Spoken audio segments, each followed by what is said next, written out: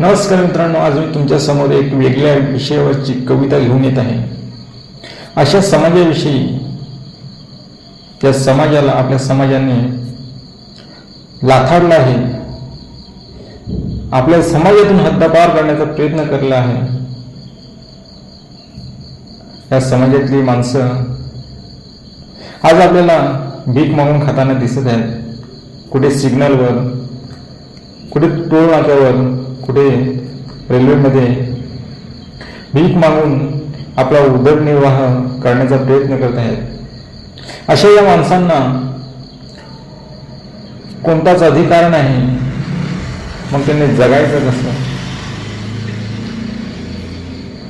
हा समाज म्हणजेच दुसरा तिसरा समाज आहे हा तृतीयपंथी.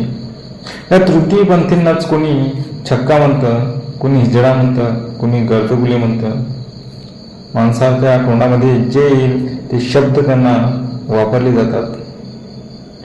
आपला समाज आजही या लोकांकडे वाईट नजरेने पाहतो.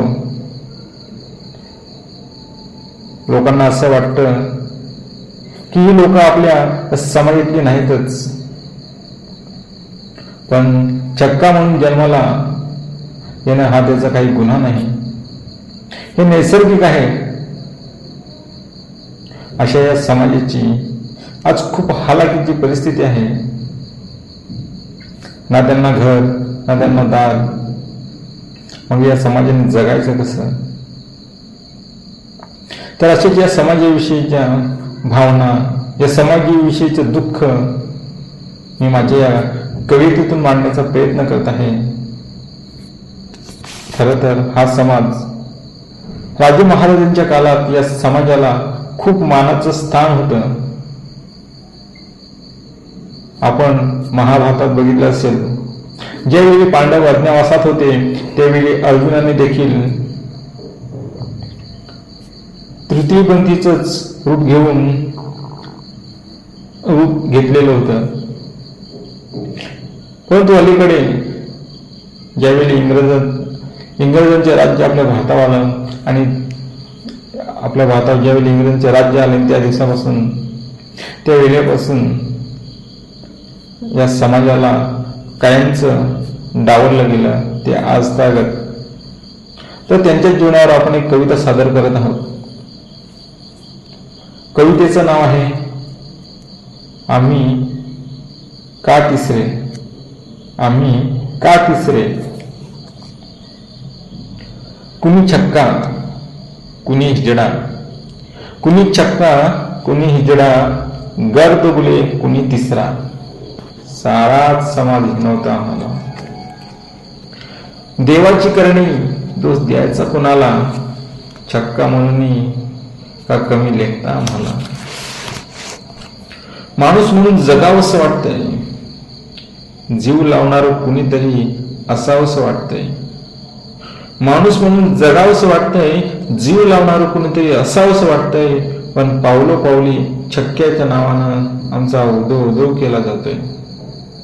ना आई ना बाप, ना आई ना बाप, ना घर ना दार. जन्मताच अनाथाचं जगणं पोटपाटावर जगावं लागतंय.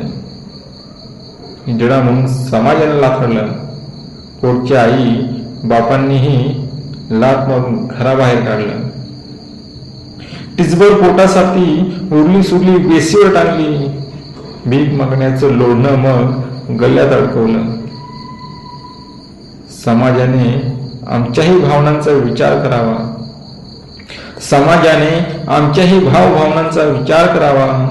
माणूस म्हणून जगण्याचा अधिकार आम्हालाही द्यावा. जन्मापासून मरेपर्यंत दुःखाचीच आमची वाट. जन्मापासून मरेपर्यंत दुःखाचीच आमची वाट. जिथं पाय ठेवावा तिथं निखाऱ्याचीच आग. जिथं पाय ठेवावा तिथं निखाऱ्याचीच आग. छक्का हिजडा नावाने पण रक्त बंबाळ होतं. दुःख वेदना उरी कवटाळून तरी मन मारून जगावं लागतंय. समाजातला तुच्छ घटक म्हणून आमचा तिरस्कार होतोय. मुख्य प्राण्यांहून आम्ही तिचं गणलं जातोय. मुख्य प्राण्यांहून आम्ही नीच गणलं जातोय. कुत्र्या मांजरांना घरात आसरा असतोय, आम्हाला मात्र उंबरठाही ओलांडायचा अधिकार नसतोय. जगू द्या, आम्हालाही जगू द्या.